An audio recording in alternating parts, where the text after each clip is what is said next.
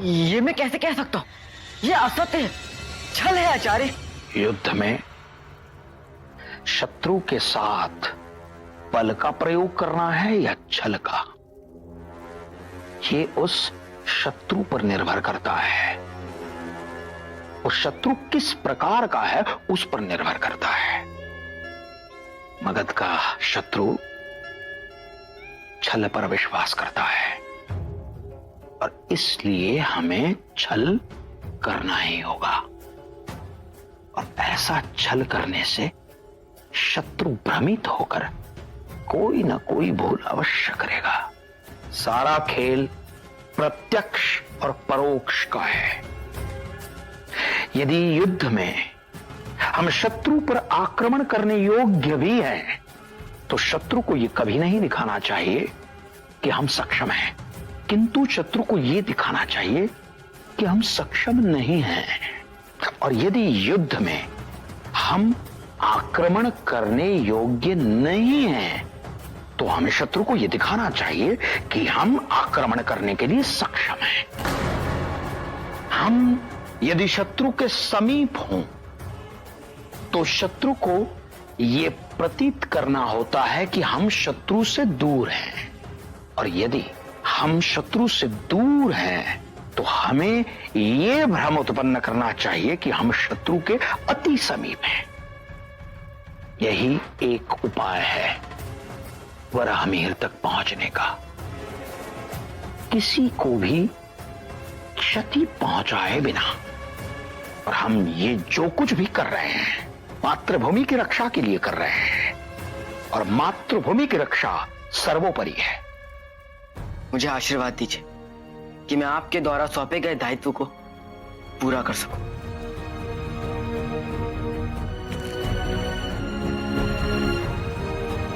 कल्याणमस्तु।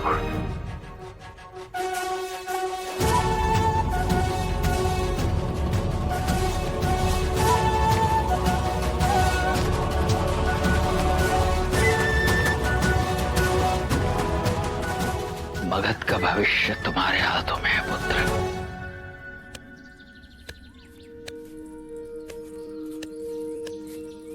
क्या हो रहा है, कुछ समझ नहीं आ रहा। आचार्य ने इतना बड़ा आरोप स्वीकार क्यों किया, जबकि सबको विश्वास है कि यह सत्य नहीं है।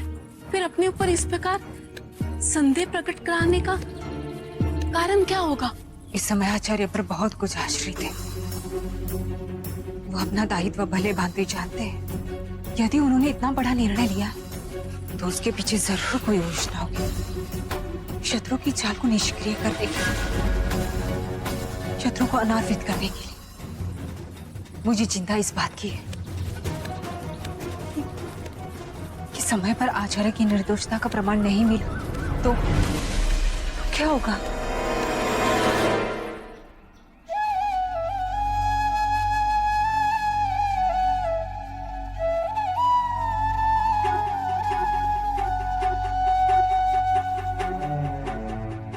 उन्हें आपके साथ ऐसा नहीं करना चाहिए था।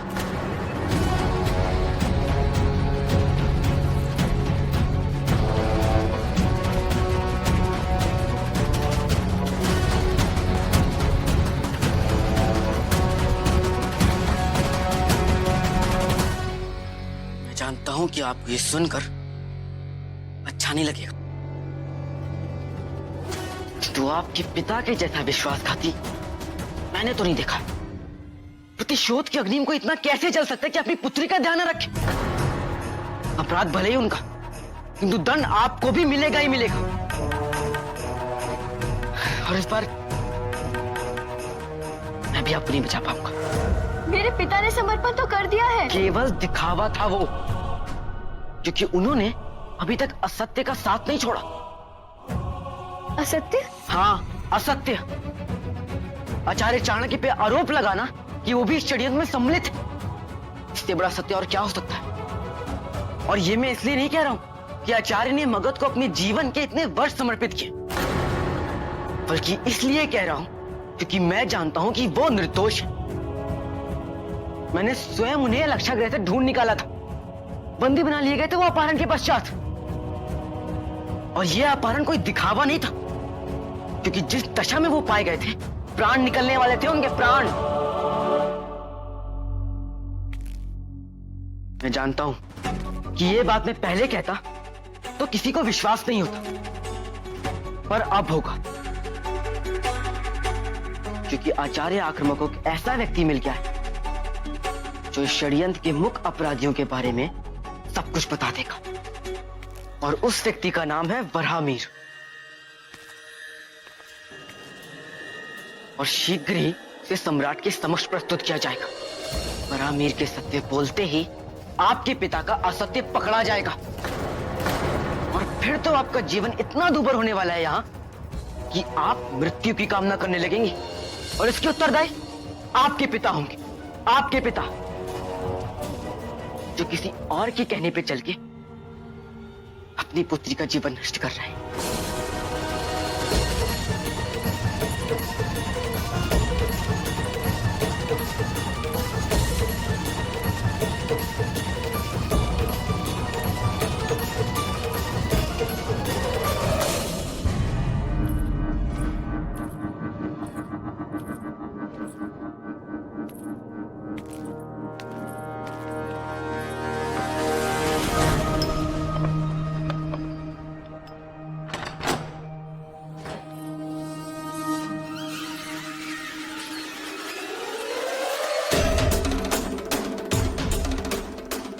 मेरी पुत्री,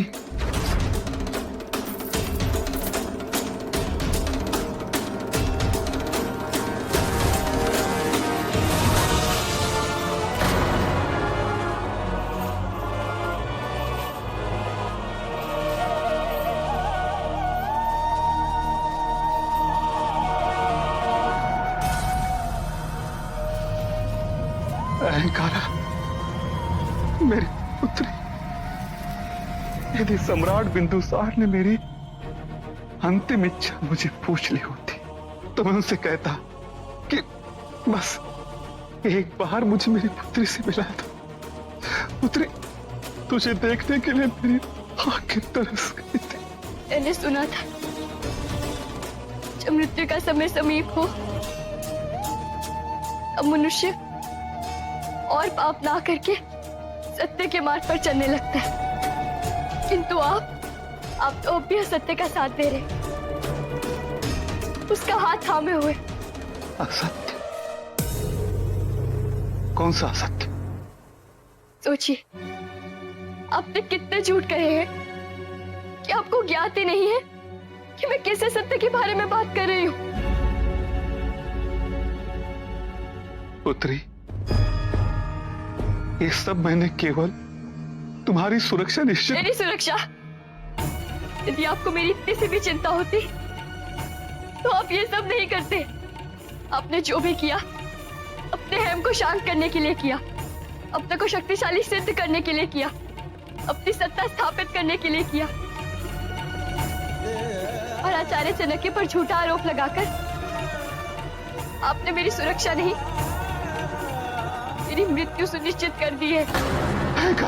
क्योंकि सत्य यही है कि आचार्य निर्दोष है, और शीघ्र ही सम्राट बिंदुसार को भी इसका प्रमाण प्राप्त हो जाएगा। ऐसा कुछ नहीं होगा। आपके आत्मविश्वास का कारण मैं नहीं जानती, किंतु आपके लिए जानना आवश्यक है कि आचार्य के गुप्तचरों को वराहमिर मिल गया है। असंभव। अशोक ने मुझे स्वयं बताया है, और जिसने भी आपको आश्वस्त किया है कि आचार्य पर झूठा आरोप लगाकर आप मेरी सुरक्षा कर देंगे, तो वो आपकी ही तरह कोई झूठा है। आचार्य के गुप्तचर वराहमिर को सम्राट के समक्ष प्रस्तुत करने वाले। वराहमिर से सत्य सुनकर सम्राट को ज्ञात होगा कि आपने उनके साथ पूरा छल करने का प्रयास किया था। इसके कारण सम्राट ने मुझे मुक्त कर देने का जो आश्वासन आपको दिया था, उसकी पूर्ति ना करके मेरे लिए पुनः मृत्यु दंड की घोषणा कर देंगे। मेरी ईश्वर से यही प्रार्थना है कि मुझे आपसे पहले मृत्यु दी जाए, आपके सामने, ताकि आपको अपने पापों की कुछ तो अनुभूति हो।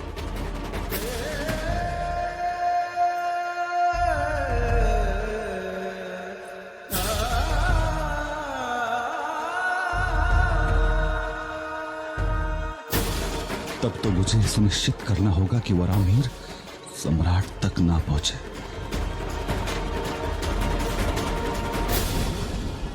पिताजी, पिताजी क्या? कोई सहायता कीजिए इनकी, शीघ्र आइए पिताजी।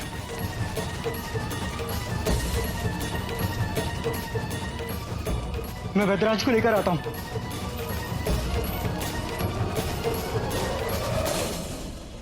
आचार्य अपने शत्रुओं को बहुत अच्छे से समझते हैं, इसलिए उन्होंने मुझे पहले ही सचेत कर दिया कि ऐसा कुछ होने वाला है।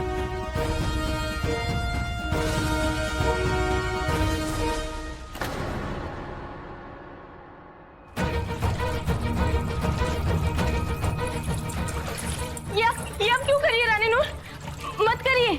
सितारा, अपने बेटे को कायर बनता हुआ देखने से अच्छा है कि हम खुद की जान दे दें। ऐसा मत करिए राजकुमार, राजकुमार।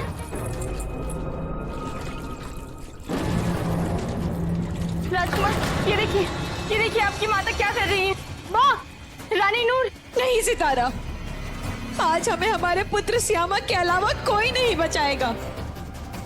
आज श्यामा को तय करना होगा कि उसे उस लाक्ष्य ग्रह की आग के साथ जीना है या अपनी माँ के साथ।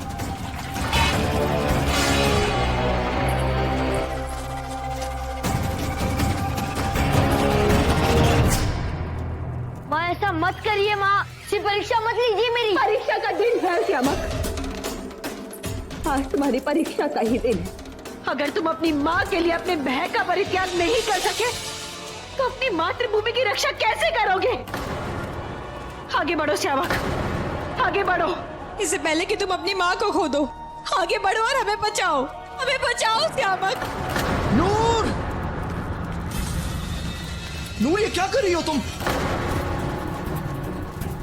बढ़ो, आगे बढ़ो श्यामक, आगे बढ़ो। पुत्र अपनी माँ की रक्षा। जस्टिन छोड़ो, छोड़ो जस्टिन, छोड़ो।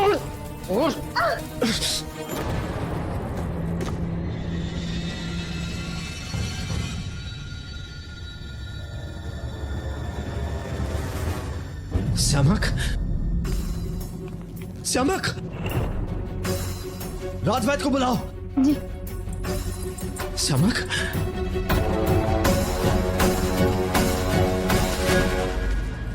क्या पागलपन है ये नूर? अपने बेटे के साथ भी कोई ऐसा करता है क्या? मैं अपने बेटे को कायर बनता हुआ नहीं देख सकती जस्टिन। श्यामक केवल तुम्हारा बेटा नहीं है, वो मेरा भी शिष्य है।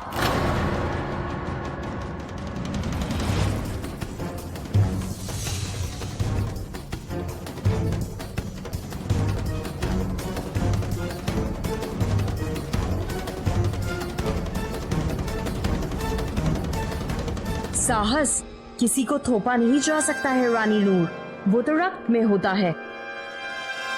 और जहां तक हम जानते हैं कि मौर्य वंश के रक्त में साहस का अभाव नहीं, अर्थात वो कमी खुरासनी रक्त की ही कमी है। जितनी शीघ्र अपनी पुत्र की दुर्बलता को स्वीकार करोगी, उतनी ही उससे अपेक्षाएं भी कम होंगी और उतना ही उसकी असफलता का दुख भी कम होगा। राजवैद्य उपलब्ध नहीं है अभी। कहाँ है वो बंदी गृह। वो राजा जी राज की तबीयत अचानक बिगड़ गई, उन्हीं को देखने गए हैं।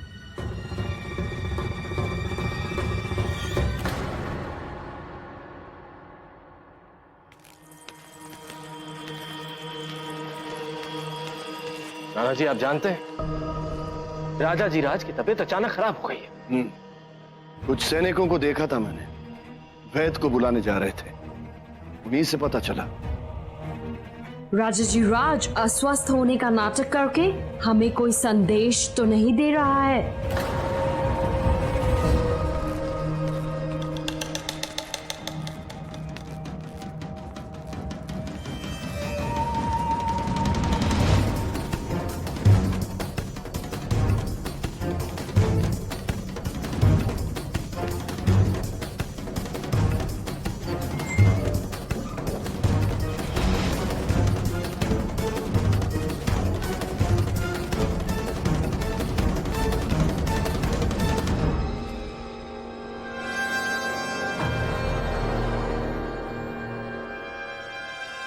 ये कौन है और किससे भेंट करने आया है?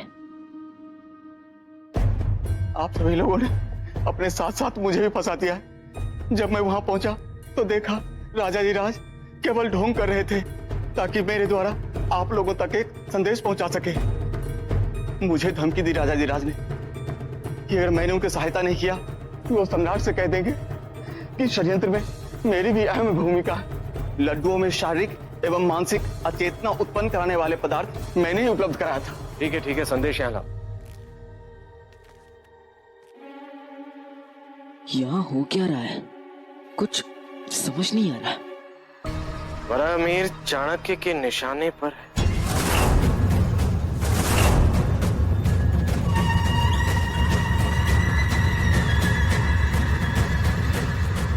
अपनी जुबान बंद रखना, इसी में तुम्हारी भलाई है, समझे?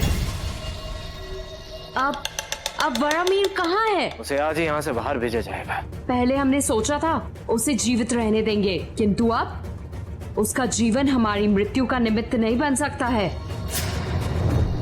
जाओ, वरामीर जीवित नहीं बचना चाहिए।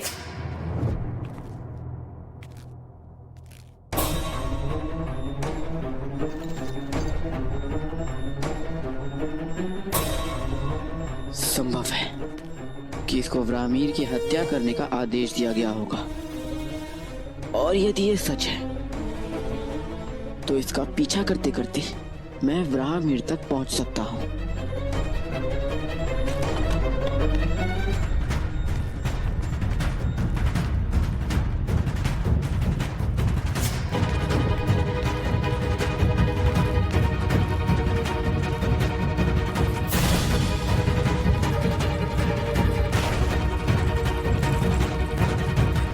अभी तक हमें आचार्य चाणक्य की निर्दोषता का कोई प्रमाण नहीं मिला है। जो भी सामने आता है यही कहता है कि सूर्य पश्चिम से उदय हो सकता है, किंतु आचार्य चाणक्य इस षड्यंत्र में कभी सम्मिलित नहीं हो सकते।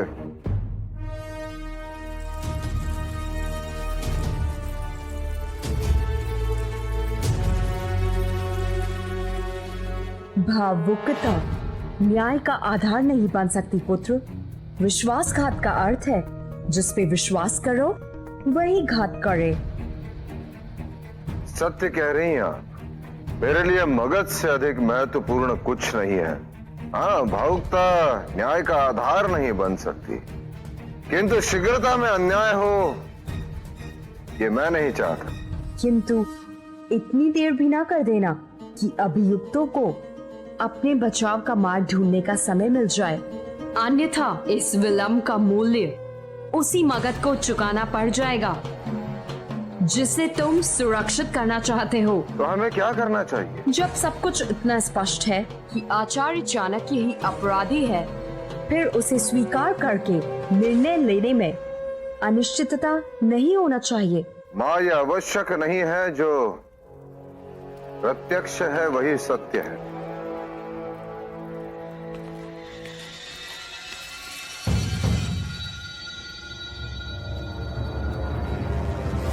यदि आचार्य चाणक्य निर्दोष है तो फिर दोषी कौन है?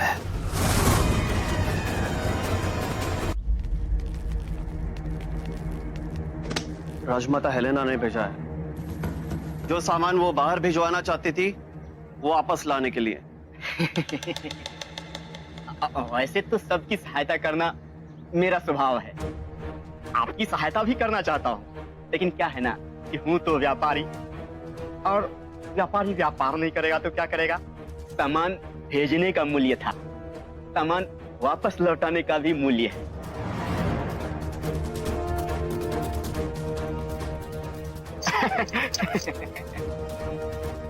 वो भंडार गृह में।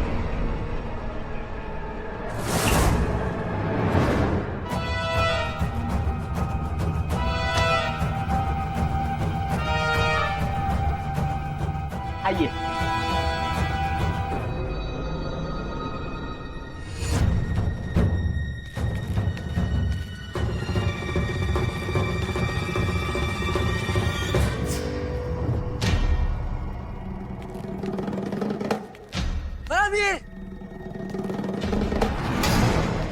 परमवीर!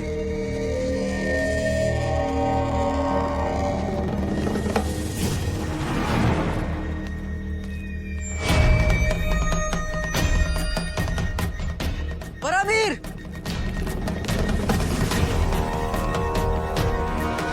परमवीर!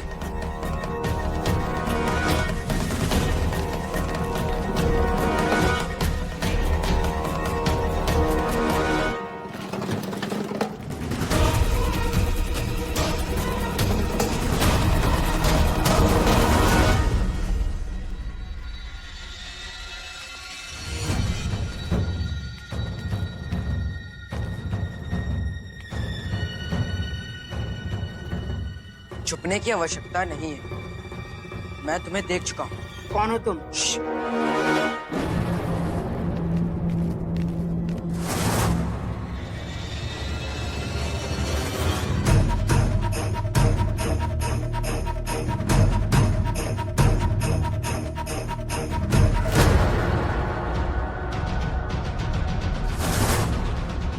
वो डब्बा कहाँ है? वो डब्बा कहाँ है? यही तो थी।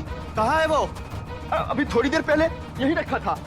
पता नहीं ऐसा कैसे। कहीं चाणक्य के सैनिक पुस्तक हमसे पहले तो नहीं पहुंच गए? चारों ओर फैल जाओ और ढूंढो, वो यहाँ से अधिक दूर नहीं पहुंचे होंगे।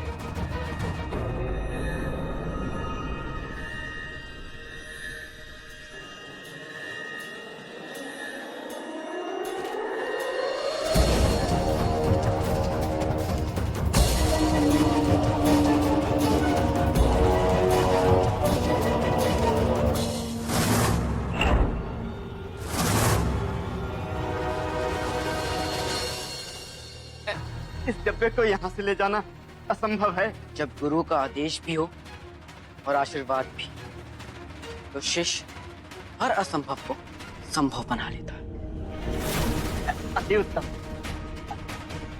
ऐसी आयु में इतने उच्च विचार है। अति उत्तम। मूल्य चुका दो और ले जाओ।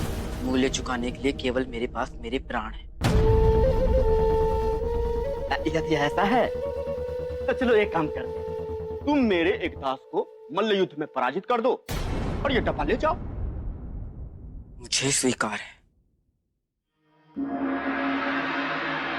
इतने क्षण सामना कर पाएगा ये बालक? एक क्षण भी नहीं। क्या बात करते हो? मैं तो कहता हूँ ये बालक इस दास को पराजित कर देगा, और यदि ऐसा नहीं हुआ तो मैं 100 पन्ने हार जाऊं। यदि ये बालक विजय हो तो मैं 100 पन्ने हार जाऊं।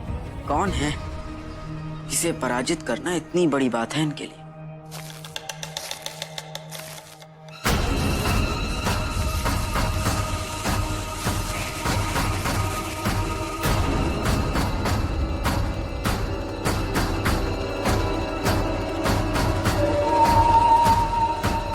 कठिन तो होगा।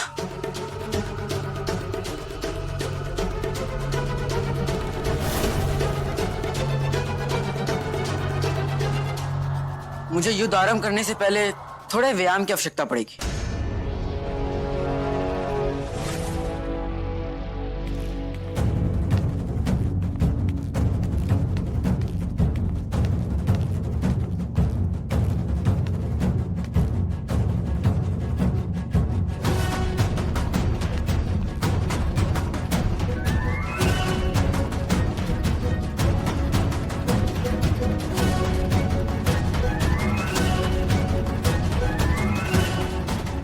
सारी शक्ति व्यायाम में ही उड़ा दोगे तो युद्ध क्या करोगे?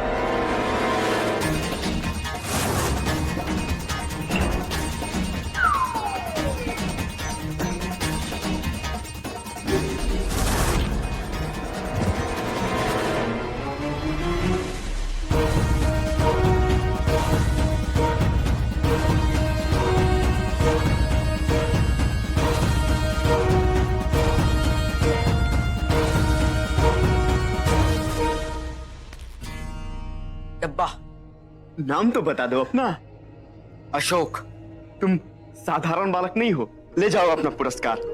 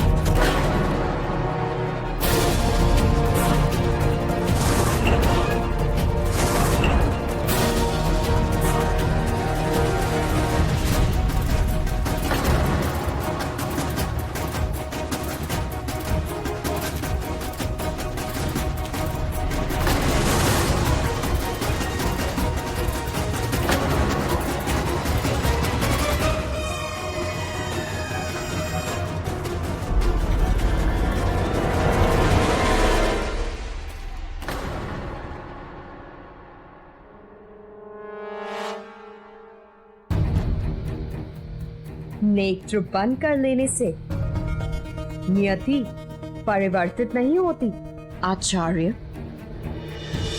कल सम्राट बिंदुसार अपना निर्णय सुनाएंगे। क्या आप तैयार हैं?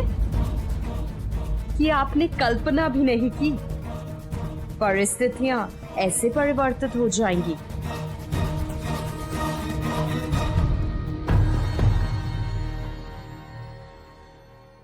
परिवर्तन सृष्टि का नियम है देवी, और मैं सृष्टि के नियमों का विरोध नहीं करता।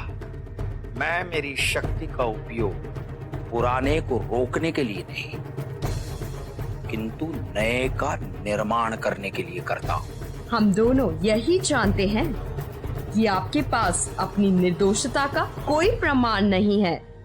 प्रमाण इस समय नहीं है, इसका अर्थ ये नहीं होता कि प्रमाण है ही नहीं। सूर्य और चंद्र के भांति सत्य कभी छिपाया नहीं जा सकता, उसे तो उजागर होना ही है, और इस बार भी होगा, अवश्य होगा।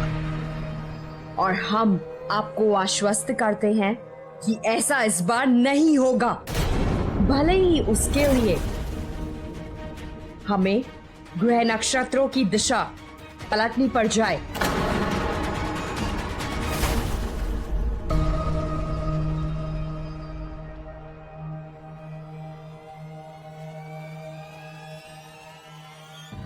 आपने झांकती वामन को जाते देखा है? नहीं। क्या होगा? बचा सकता है।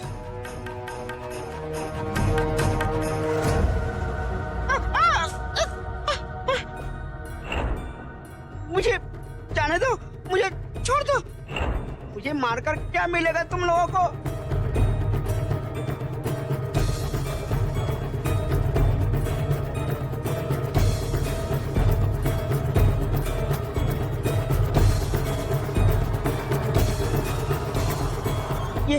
ये अनैतिक है। ये सब राजमाता हेलेना की चाल है। मैंने सदैव यूनानियों का साथ दिया है, जैसा कहा वैसा किया। मुझे पुरस्कृत करना तो दूर, वो यूनानी मेरी हत्या करना चाहते हैं। ये किसी के भी मित्र नहीं है। ये हमें आपस में लड़ाकर हम पर राज करना चाहते हैं।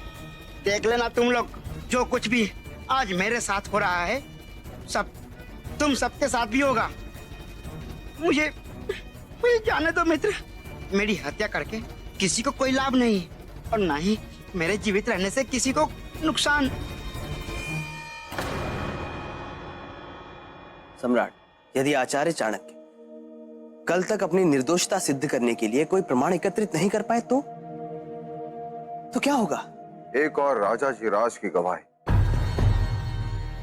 दूसरी ओर वो आचार्य का मोहर लगा हुआ पत्र।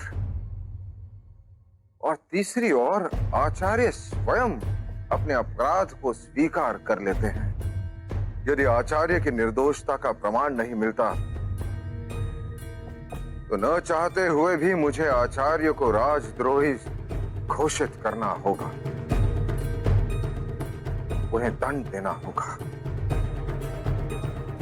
किंतु मैं ईश्वर से यही प्रार्थना करता हूं, मगध के इतिहास का ये काला दिन कभी ना हो।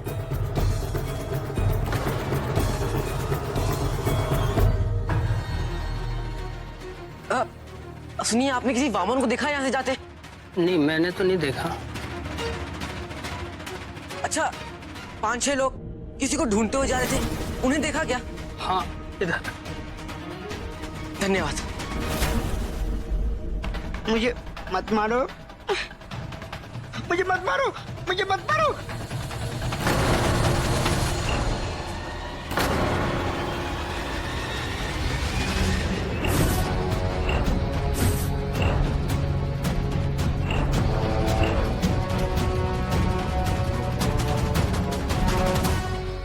पकड़ो उसे।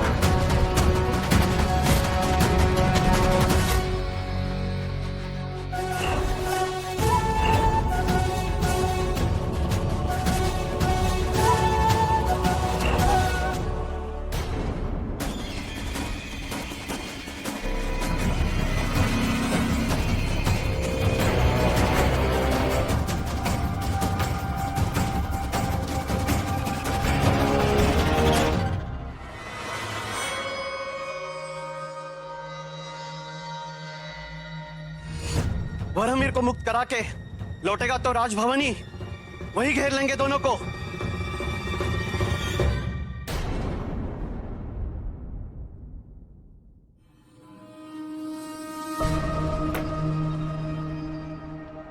हमें वरहमीर को जिंदा नहीं छोड़ना चाहिए था। तुम ऐसे घूर के क्या देख रही हो मेरी ओर? किसने सुझाव दिया था ये? मानता हूं कि सुझाव मेरा था, लेकिन तुमने और जस्टिन ने इस सुझाव को ठीक समझा था। निर्णय मेरे अकेले का ही नहीं था। जब हमने निर्णय अपनी समझबूझ से नहीं लिया है, समस्या उत्पन्न हुई है। हमें नहीं सुननी चाहिए थी आपकी बात। एक तो हमें ये समझ नहीं आ रहा है चाणक्य क्या चाल सोच रहे हैं, और अब उस पे ये वारमीर की चिंता। तेरा अब चिंता करने से क्या होगा? तुम्हें अनुमान भी है? वरामीर ने यदि बिंदुसार के साथ सत्य कह दिया तो क्या होगा? किंतु हमने तुम्हें इस सब से दूर रखा, लेकिन राजा जी राज के साथ चाणक्य की गर्दन नहीं होगी, हमारी गर्दन होगी फांसी के फंदे में। देखना लटकते हुए हमें। हेलेना, तो ऐसे घबरा रही हो जैसे सब कुछ खत्म हो चुका है। खत्म तो आपने उसी दिन कर दिया जब अपनी मुक्ति के लिए चाणक्य के कहने पर मौर्य वंश का बंदी बना दिया हमें। हम हैं जो आज तक जीवित हैं और प्रयास कर रहे हैं आपको स्वतंत्र करने का। कभी आपने चिंता की है हमारी? सदैव हमारा लाभ उठाया।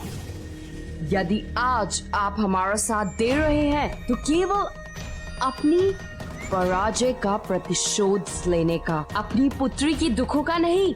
बस हेलेना, बस। 100 बार तुम मुझे ये बातें सुना चुकी हो, और कितनी बार मैं तुमसे माफी भी मांग चुका हूं। अगर इतनी ही नाराजगी है मुझसे तो फिर मेरी मदद क्यों मांगती हो तुम? जाओ लड़ो। आप दोनों शांत हो जाइए, ये समय इन बातों का नहीं है। हमें आपसी विश्वास बढ़ाना चाहिए। हम ये सब एक दूसरे के भले के लिए ही तो कर रहे हैं।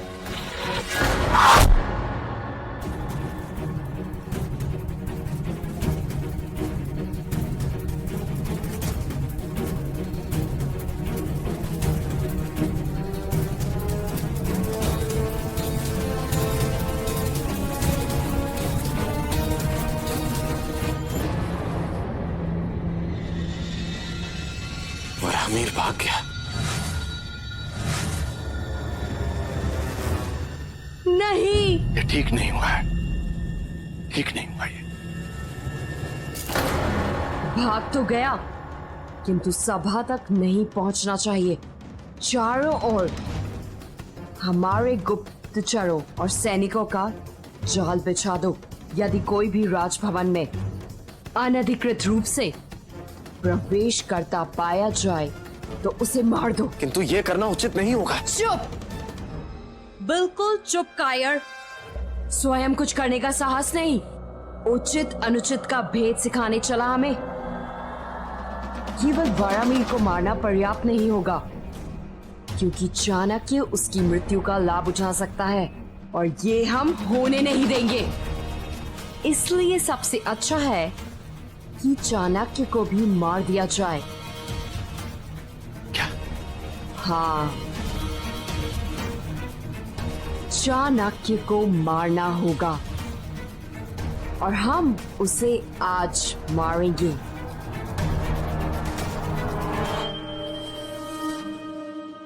हमने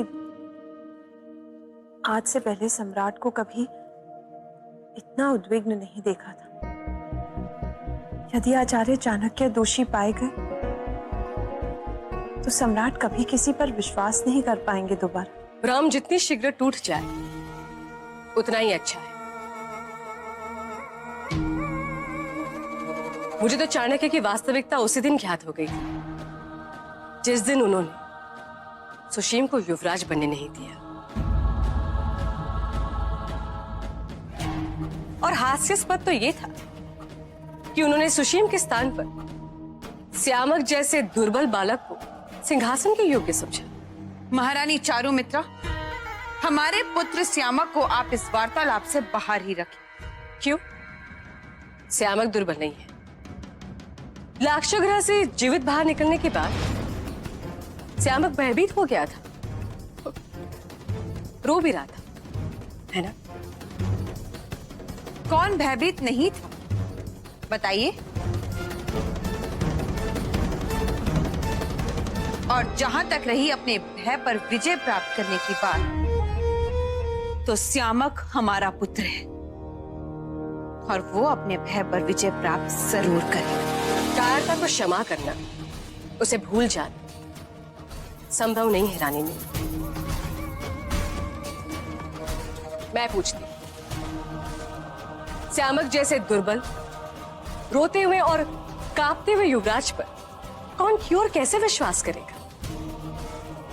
ये भी तो सुनिश्चित नहीं कि ऐसा आक्रमण दोबारा होगा भी या नहीं। कौन जाने, चाणक्य जैसे विश्वासघाती इस मगध में और भी छुपे हो। निर्दोष है वो।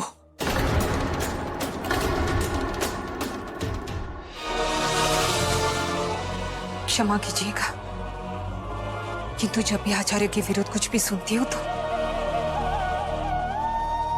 कोई कैसे संदेह कर सकता है उनकी निष्ठा पर।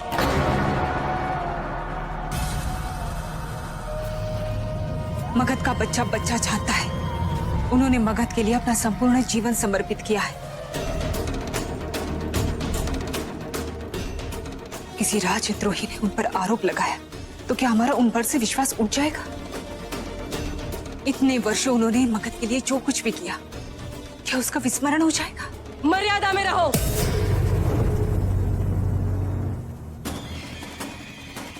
मैं तो केवल वही कह रही हूँ जो सत्य है, और मेरी सोच यही है कि तुम्हारी सोच महत्वपूर्ण नहीं।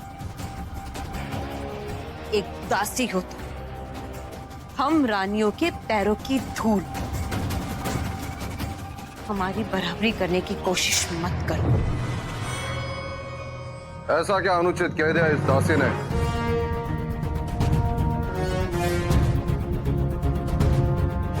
जब तक आचार्य चाणक्य पर लगा आरोप प्रमाणित नहीं होता तब तक वो निर्दोष है।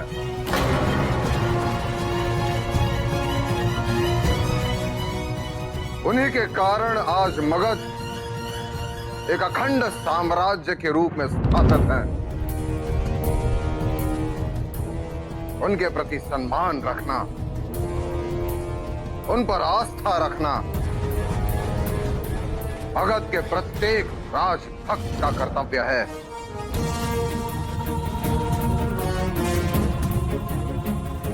मैं अपने रानियों से यही अपेक्षा करता हूं कि वो इस बात का स्मरण रखें।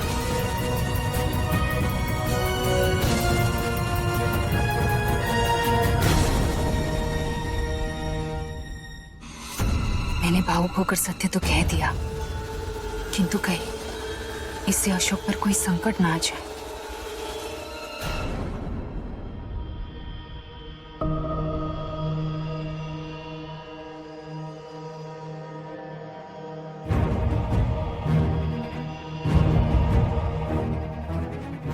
संसार में इससे विशैला बिच्छू नहीं है। इसे विशेष आपके लिए मंगवाया है, दूर देश से।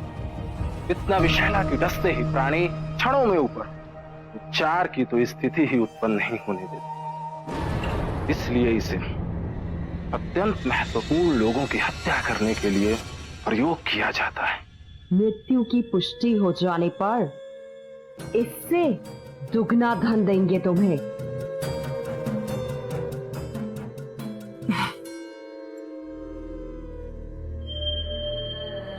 तेरा ये करना उचित नहीं है। कोई उपाय है हमारी रक्षा करने का? जब तुम हमारी रक्षा करने को योग्य नहीं हो तो मुंह बंद रखो और जो हम कर रहे हैं वो करने दो।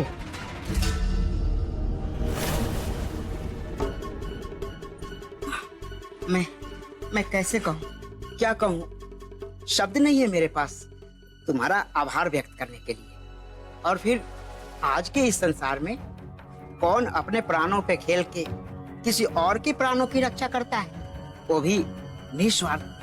तुम बहुत साहसी हो बालक, ईश्वर तुम्हारी रक्षा करे।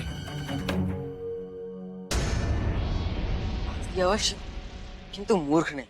मैंने जो भी किया निस्वार्थ नहीं, उद्देश्यपूर्ण है। वो तुम्हारे प्राण इसलिए लेना चाहते थे ताकि तुम किसी को उनका सत्य न बताओ, और मैंने तुम्हारे प्राण इसलिए बचाए क्योंकि मैं चाहता हूं कि तुम सत्य बताओ, इस षड्यंत्र में साक्षी बनकर। मैं समझा नहीं, किसकी बात कर रहे हो तुम? कौन सा सत्य? देखो, तुमने हमारी सहायता की है, उसके लिए धन्यवाद।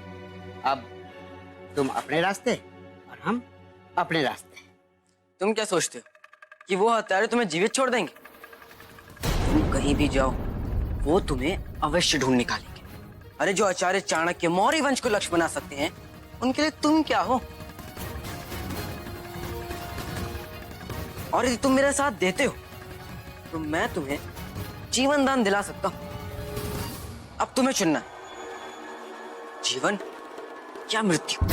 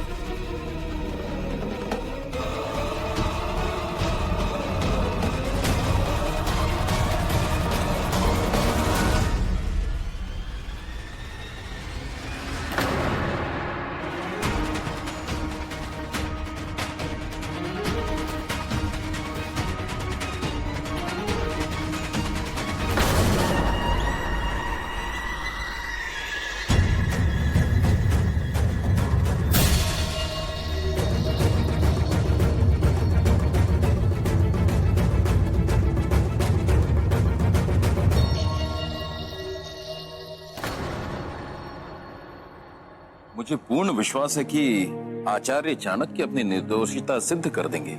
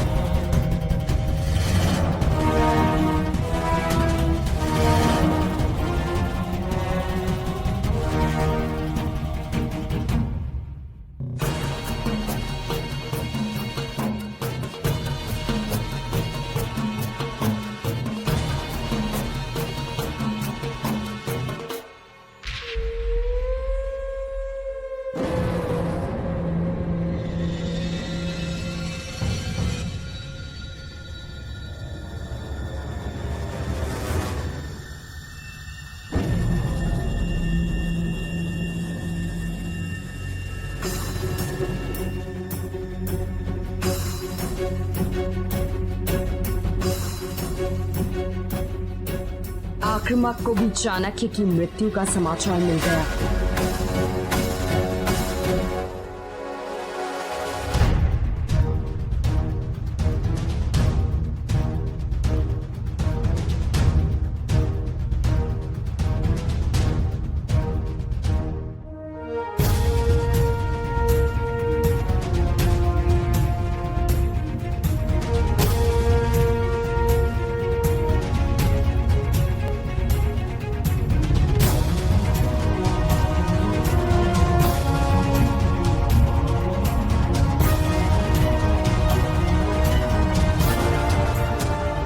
आचार्य चाणक्य अभी तक नहीं आए।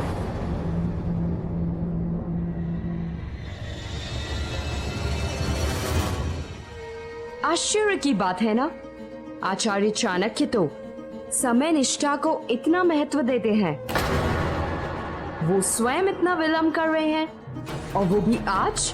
पता नहीं क्या कारण होगा। कहीं ऐसा तो नहीं कि अपराध बोध के कारण वो यहाँ सबके समक्ष आना ही नहीं चाह रहे हो? आप ऐसा क्यों कह रही हैं माँ? और ये जानते हुए भी कि समस्त मगध आज उनके द्वारा प्रस्तुत किए जाने वाले प्रमाण के लिए अधीर है, ऐसा विलंब अस्वाभाविक है। अस्वाभाविक तो अवश्य है।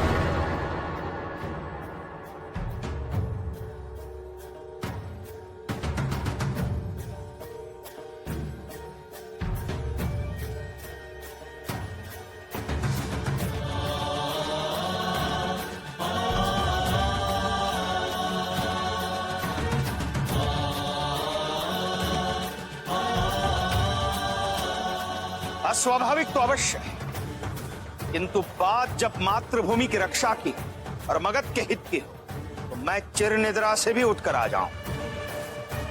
ये तो एक सहज स्वाभाविक निद्रा थी।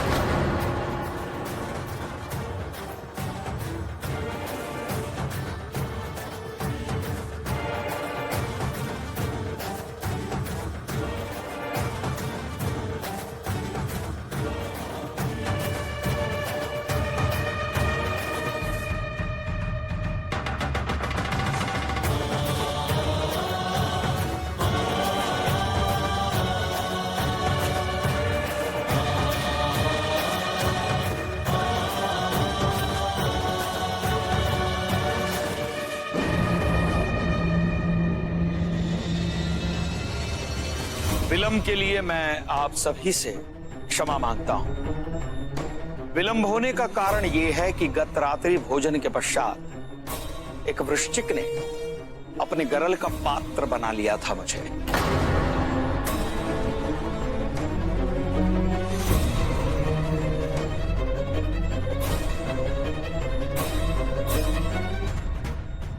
इसलिए सहज निद्रा टूटने में थोड़ा सा विलंब हुआ है। वृश्चिक, गरल, आप ठीक तो है ना आचार्य? मुझे कुछ नहीं हुआ है सम्राट, किंतु जिस किसी ने इस वृश्चिक को मेरे वातायन से मेरे आवास में भेजा था, उस व्यक्ति के विषय में मैं कुछ नहीं कह सकता कि वो ठीक है या नहीं।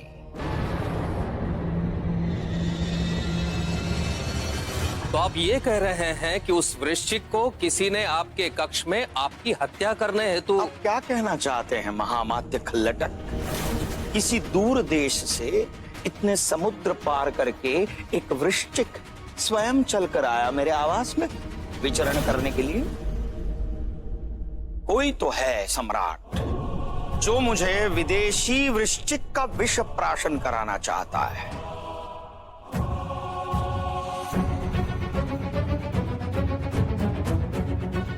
किंतु वो नहीं जानता कि इस शरीर ने इतना विष ग्रहण कर लिया है कि वो विदेशी वृश्चिक का विष मुझे लेश मात्र हानि नहीं पहुंचा सकता। और ये विश्व विदित है सम्राट। सम्राट चंद्रगुप्त को मैं स्वयं विष प्राशन करवाता था।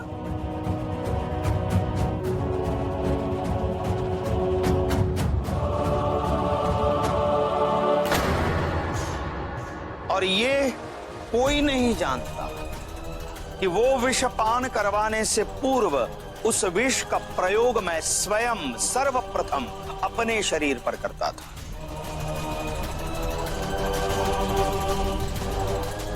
इसलिए ये शरीर ने इतना विष ग्रहण कर लिया है कि ये विदेशी वृश्चिक का विष मेरे प्राण लेने के लिए पर्याप्त नहीं है।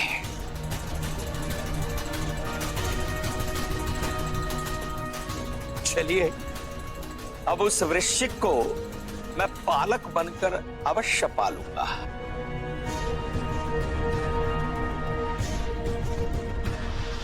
कौन हो सकता है जो आपकी हत्या करना चाहते हैं? यदि आपको ज्ञात है तो नाम बताइए। मैं नाम तो अवश्य बता सकता हूं देवी, किंतु मेरा कथन प्रमाण नहीं हो सकता ना।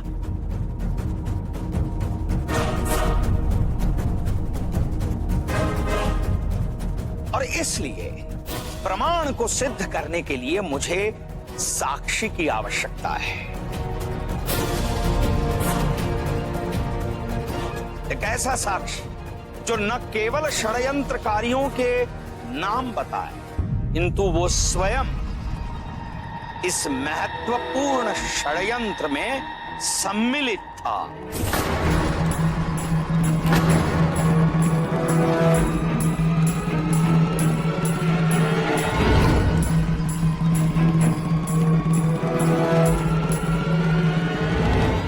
ऐसा व्यक्ति चाहिए मुझे साक्षी के रूप में, और ऐसा व्यक्ति है मेरे पास। कौन है वो आचार्य? कहां है वो? हमारे मध्य में अशोक।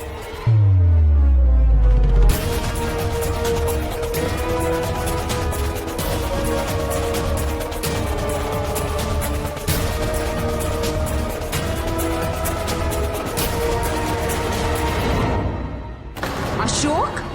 आचार्य, ये साक्षी है। सब जानते हैं ये आपके साथ है। इसके साक्ष्य कोई महत्व नहीं। मैंने ये नहीं कहा देवी कि अशोक साक्षी है, किंतु उस साक्ष्य को यहां सबके समक्ष उपस्थित करने के लिए अशोक निमित्त मात्र आवश्यक है।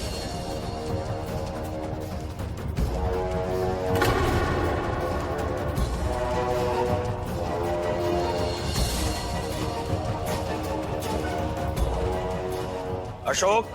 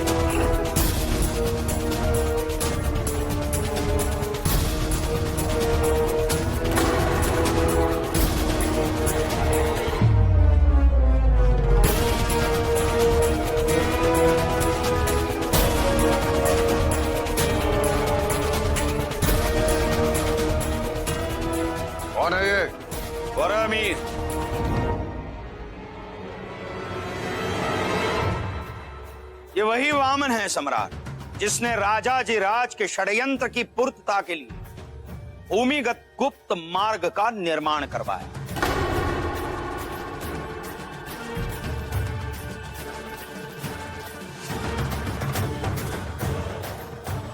सम्राट, जब सारे षड्यंत्रकारियों को यह प्रचिति हुई कि ये जीवित वराहमिहिर उनके लिए संकट स्वरूप है, इसलिए सारे षड्यंत्रकारियों ने वराहमिहिर की हत्या करने का प्रयास किया।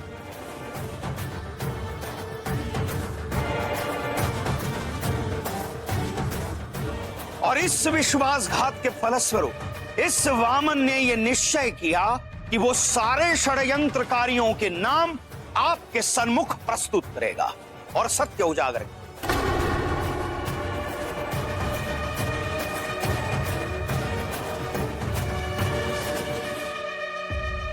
तुम्हें संपूर्ण सुरक्षा दी जाएगी वीरामीर। निर्भीक होकर उन सब के नाम बता दो।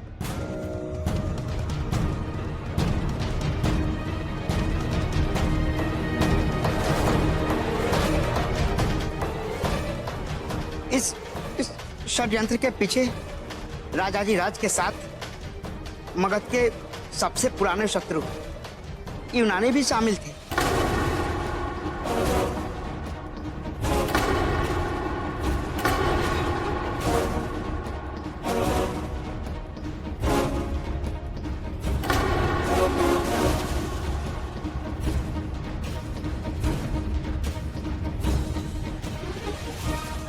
नाम बताओ।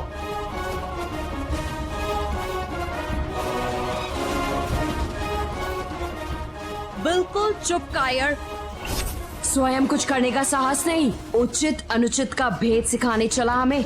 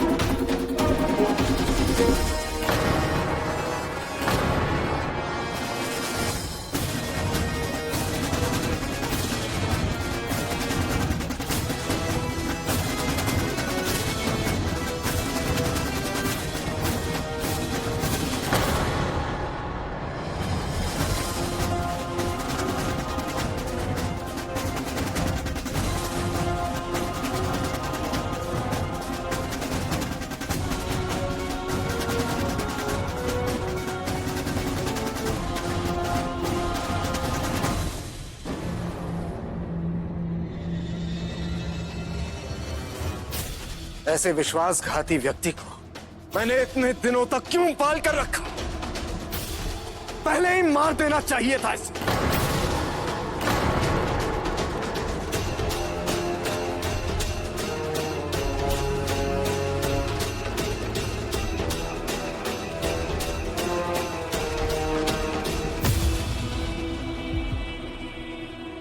ऐसे क्या देख रहे हैं मेरी? हाँ, मैं ही था ये घर की आग।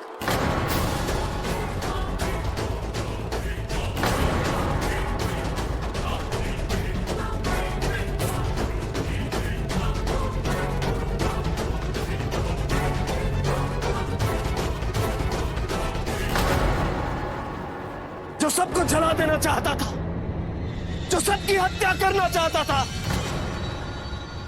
मैंने ही ये षड्यंत्र रचा था।